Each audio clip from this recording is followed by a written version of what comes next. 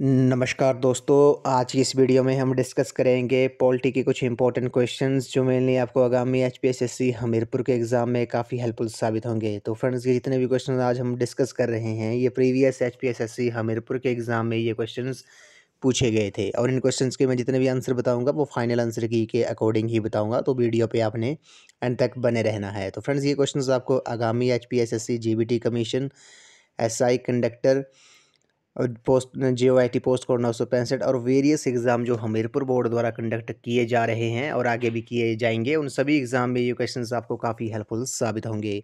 तो friends, video को शुरू करते हैं। तो पहला प्रश्न है कि भारत की संविधान सभा की उद्घाटन सभा की अध्यक्षता किसने की थी? वो presided over the inaugural meeting of the constituent assembly of India. तो भारत की संविधान सभा की जो उद्घाटन सभा की जो अध्यक्षता थी वो किसने की थी? क्वेश्चन नंबर 150 का जो करेक्ट आंसर है वो आपका ऑप्शन नंबर ए है, सच्चिदानंद सिन्हा जो है इस क्वेश्चन का करेक्ट आंसर है। आपको पता होगा 9 दिसंबर 1946 ईस्वी को संविधान सभा की जो प्रथम बैठक नई दिल्ली स्थित काउंसिल चैम्बर के पुस्तकालय भवन में हुई थी। सभा के सबसे बुजुर्ग सदस्य डॉक्टर सच्चिदानंद सिन्हा को सभा का अस्थायी अध्यक्ष चुना गया था। मुस्लिम लीग ने इस बैठक का बहिष्कार किया और पाकिस्तान के लिए बिल्कुल अलग संविधान सभा की मांग प्रारंभ की थी। ये भी आपने याद रखना है। आपको पता होगा कि हैदराबाद एक ऐसी देसी रियासत थी जिसके प्रतिनिधि संविधान सभा में सम्मिलित नहीं हुए थे। तो ऑप्शन नंबर ए जो है इस क्वेश्चन का करेक्ट आंसर है। भारत की संविधान सभा की जो उद्घाटन सभा की अध्यक्षता थी वो सच्चिदानंद सिन्हा ने की थी। ऑप्शन नंबर ए इस क्वेश्चन का राइट आंसर है। क्वेश्चन नंबर 151 पे चलते हैं। क्वेश्चन नंबर 151 में बोला गया कि संसद का निम्न सदन कौन सा है? Which is lower house of parliament. तो संसद का निम्न सदन कौन सा है? क्वेश्चन नंबर 151 का जो राइट आंसर है वो आपका ऑप्शन नंबर बी है, लोकसभा जो है इस क्वेश्चन का करेक्ट आंसर है। ये संसद का निम्न सदन है। तो आपको पता होगा लोकसभा का संसद का प्रथम या निम्न सदन लोकसभा होता है जिसका सभापतित्व करने के लिए एक अध्यक्ष होता है। लोकसभा अपनी पहली बैठक के पश्चात यथाशीघ्र अपने 2 सदस्यों को अध्यक्ष और उपाध्यक्ष के रूप में चुनती है। तो आपको पता होगा प्रेजेंट में जो लोकसभा के अध्यक्ष हैं वो कौन है? वो ओम बिरला है। ये भी आपने याद रखना है। और आंग्ल भारतीय वर्ग के अधिनियम 2 सदस्यों का मनोनयन कर सकते हैं। राष्ट्रपति जो है वो 2 मनोनीत सदस्य लोकसभा सदस्य कर सकते हैं जो आंग्ल भारतीय वर्ग से संबंधित होते हैं। वर्तमान में जो लोकसभा की सदस्य है वो 545 है और इन सदस्यों में 530 सदस्य 28 राज्यों से और 13 सदस्य जो है वो 7 शासित प्रदेशों से निर्वाचित होते हैं। तो ऑप्शन नंबर बी जो है इस क्वेश्चन का राइट आंसर है। संसद का निम्न सदन कौन सा है? लोकसभा है और लोकप्रिय सदन भी इसे कहते हैं। ऑप्शन नंबर बी जो है इस क्वेश्चन का राइट आंसर है। नेक्स्ट क्वेश्चन पे चलते हैं। क्वेश्चन नंबर 152 में बोला गया है कि राज्यसभा का पदेन अध्यक्ष कौन होता है? वो is the ex officio chairman of Rajya Sabha. तो राज्यसभा का पदेन अध्यक्ष कौन होता है? काफ़ी इंपॉर्टेंट क्वेश्चन है। इस क्वेश्चन का जो करेक्ट आंसर है वो आपका ऑप्शन नंबर डी है, उपराष्ट्रपति जो है इस क्वेश्चन का करेक्ट आंसर है। आपको पता होगा राज्यसभा जो है राज्यसभा एक स्थायी सदन है। भारत की संसद जो होती है वो राष्ट्रपति, राज्यसभा और लोकसभा से मिलकर बनती है। अनुच्छेद 79 ये कहता है। और राज्यसभा जो है इसे उच्च सदन कहते हैं और लोकसभा को निम्न सदन। राज्यसभा के सदस्यों की जो अधिक से अधिक संख्या 250 हो सकती है। वर्तमान में समय में ये जो संख्या है वो 245 है। इनमें 12 सदस्य जो हैं वो राष्ट्रपति द्वारा मनोनीत किए जाते हैं। ये ऐसे व्यक्ति होते हैं जिन्हें कला, साहित्य, विज्ञान, समाज सेवा या सहकारिता के क्षेत्र में विशेष ज्ञान का अनुभव हो। शेष 233 सदस्य जो होते हैं वो संघ की इकाइयों का प्रतिनिधित्व करते हैं। और राज्यसभा की सदस्य के लिए न्यूनतम आयु सीमा कितनी है? ये 30 वर्ष है। और आपको पता होगा राज्यसभा जो है एक स्थायी सदन है। स्थायी सदन है जो कभी भंग नहीं होती। इसके जो सदस्य का कार्यकाल होता है वो 6 वर्ष का होता है। ये भी आपने याद रखना है। और इसके 1/3 सदस्य जो हैं वो प्रति 2 वर्ष बाद सेवानिवृत्त हो जाते हैं। तो ऑप्शन नंबर डी जो है इस क्वेश्चन का राइट आंसर है। राज्यसभा का पदेन अध्यक्ष उपराष्ट्रपति होते हैं। प्रेजेंट में उपराष्ट्रपति कौन है इंडिया के? ये श्री जगदीप धनखड़ हैं जो राज्यसभा के पदेन अध्यक्ष भी हैं। क्वेश्चन नंबर 153 पे चलते हैं। क्वेश्चन नंबर 153 में बोला गया है कि लोकसभा के अंदर व्यवस्था बनाए रखने का अंतिम अधिकार किसके पास होता है? वो has the final power to maintain order within the house of people. तो क्वेश्चन नंबर 153 का जो राइट आंसर है वो आपका ऑप्शन नंबर सी है। अध्यक्ष जो है इस क्वेश्चन का करेक्ट आंसर है। लोकसभा के अंदर जो व्यवस्था बनाए रखने का जो अंतिम अधिकार जो होता है वो लोकसभा अध्यक्ष के पास होता है। क्वेश्चन नंबर 153 का जो करेक्ट आंसर है वो आपका ऑप्शन नंबर सी है। प्रेजेंट में लोकसभा अध्यक्ष कौन है? ओम बिरला हैं। तो ऑप्शन नंबर सी जो है इस क्वेश्चन का करेक्ट आंसर है। और आपने एक ही बात और याद रखनी है कि लोकसभा में अनुसूचित जातियों के लिए 84वां स्थान और अनुसूचित जनजाति के लिए 47 स्थान, यानी कि अनुसूचित जातियों के लिए 84 सीटें आरक्षित हैं और अनुसूचित जनजाति के लिए 47 सीटें जो हैं वो आरक्षित की गई हैं। आपको पता होगा लोकसभा एक संसद का प्रथम या निम्न सदन भी कह सकते हैं और लोकप्रिय सदन भी इसे कहते हैं।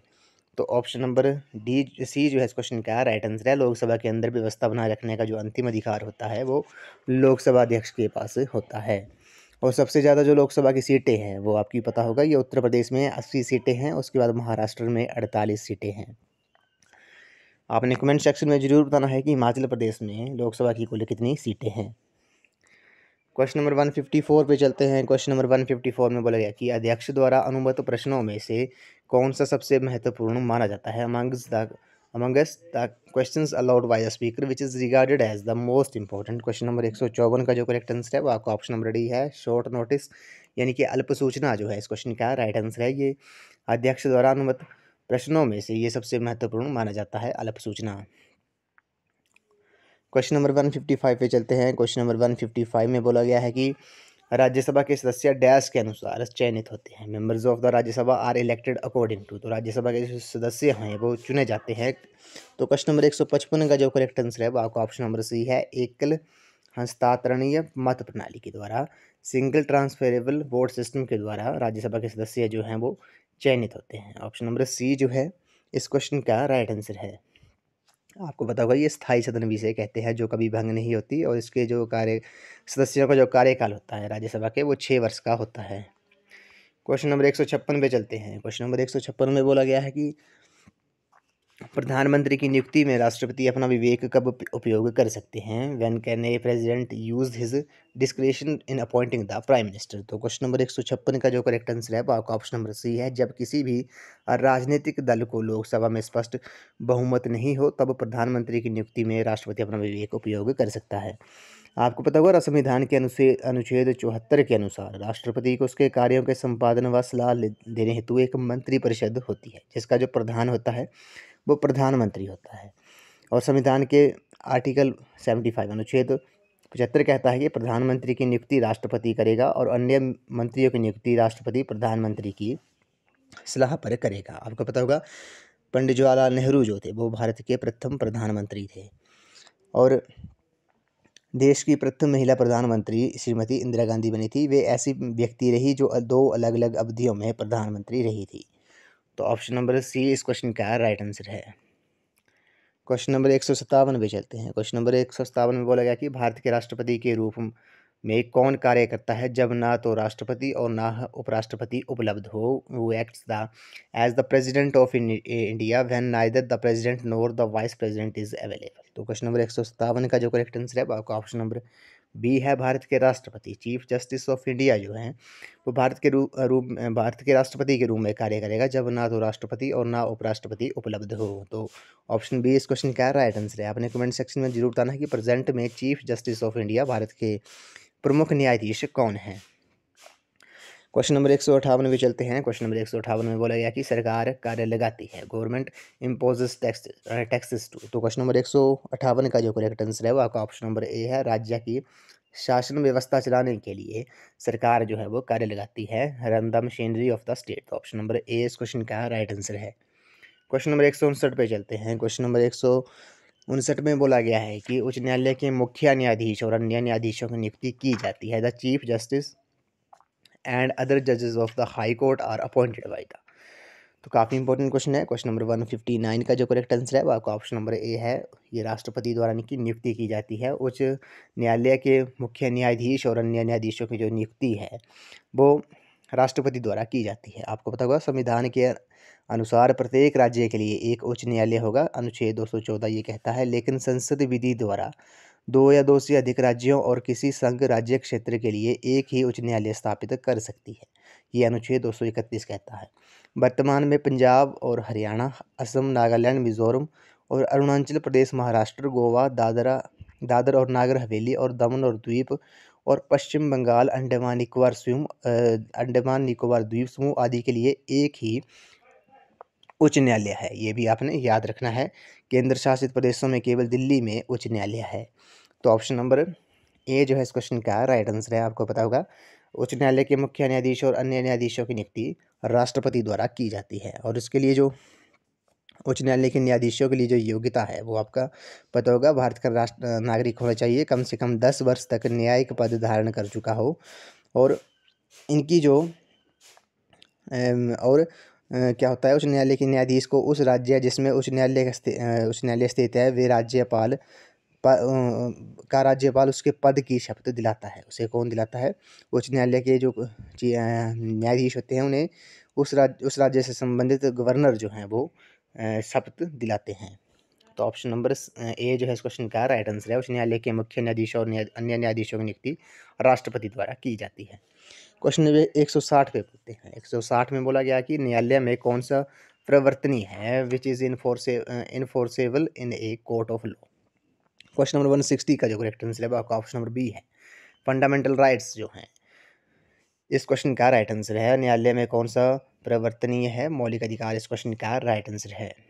क्वेश्चन नंबर 161 पे चलते हैं। क्वेश्चन नंबर 161 में बोला गया कि किसी राजनीतिक दल को मान्यता प्रदान की जाती है, recognition to a political party is accorded by. तो किसी राजनीतिक दल को मान्यता प्रदान की जाती है किसके द्वारा? 161 का जो करेक्ट आंसर है वो ऑप्शन नंबर सी है, चुनाव आयोग द्वारा किसी राजनीतिक दल को मान्यता प्रदान की जाती है। क्वेश्चन नंबर 162 पे चलते हैं। संविधान में ग्राम पंचायत की स्थापना किसके अंतर्गत उल्लेखनीय है? In the constitution setting of A village panchayat finds mention under. तो क्वेश्चन नंबर 162 का जो करेक्ट आंसर है आपका ऑप्शन नंबर ए है, अनुच्छेद 40 जो है इस क्वेश्चन का राइट आंसर है। संविधान में ग्राम पंचायत की स्थापना जो है वो आर्टिकल 40 अनुच्छेद 40 में उल्लेखित है। ऑप्शन नंबर ए जो है इस क्वेश्चन का राइट आंसर है। अगले क्वेश्चन पे चलते हैं। इसमें बोला गया है कि the term of CAG of India, तो भारत के कैग का कार्यकालिक है। तो आपको पता है भारत का नियंत्रक एवं महालेखा परीक्षक इसे कहते हैं, कैग को। इसका जो कार्यकाल होता है वो कितने वर्ष का होता है? क्वेश्चन नंबर 163 का जो करेक्ट आंसर है वो आपका ऑप्शन नंबर डी है, 6 वर्ष या 65 वर्ष की आयु जो भी पहले हो। तो 6 वर्ष या 65 वर्ष की आयु जो भी पहले हो वो कैग का कार्यकाल होता है। आपको पता होगा कैग की नियुक्ति राष्ट्रपति करता है, किंतु उसे पद से संसद के दोनों सदनों के समावेदन पर ही हटाया जा सकेगा, जिसका आधार साबित कदाचार या असमर्थ होगा। अनुच्छेद 148 से 151 तक जो है वो आपका कैग से संबंधित है, और कैग जो होता है वो सार्वजनिक धन का संरक्षक भी होता है। ये भी आपसे पूछ सकते हैं कि सार्वजनिक धन का संरक्षक कौन होता है? वो कैग ही होता है। और ये सेवानिवृत्ति के पश्चात कैग सेवानिवृत्ति के पश्चात भारत सरकार के अधीन कोई पद धारण नहीं कर सकता है। ये भी आपने याद रखना है। इस वीडियो को लास्ट क्वेश्चन है, दल बदल निषेध कानून सबसे पहले 1989 में लागू हुआ था। The anti defection law was enacted was earlier as 1979। तो क्वेश्चन नंबर 164 का जो करेक्ट आंसर है वो आपका ऑप्शन नंबर बी है। ऑप्शन नंबर बी जो है इस क्वेश्चन का राइट आंसर है। दल बदल निषेध कानून जो था वो सबसे पहले 1989 में जम्मू कश्मीर में लागू हुआ था। ऑप्शन नंबर बी इस क्वेश्चन का करेक्ट आंसर है। तो फ्रेंड्स आज की वीडियो में बस इतना ही। आज हमने पॉलिटी के कुछ इंपॉर्टेंट क्वेश्चन डिस्कस किए जो प्रीवियस HPSSC हमीरपुर के एग्जाम में ये क्वेश्चन पूछे गए थे। तो फ्रेंड्स आई होप आपको वीडियो पसंद आई होगी, तो वीडियो को लाइक शेयर एंड सब्सक्राइब जरूर कर दें। तो आज की वीडियो में बस इतना ही। तो थैंक यू फ्रेंड्स।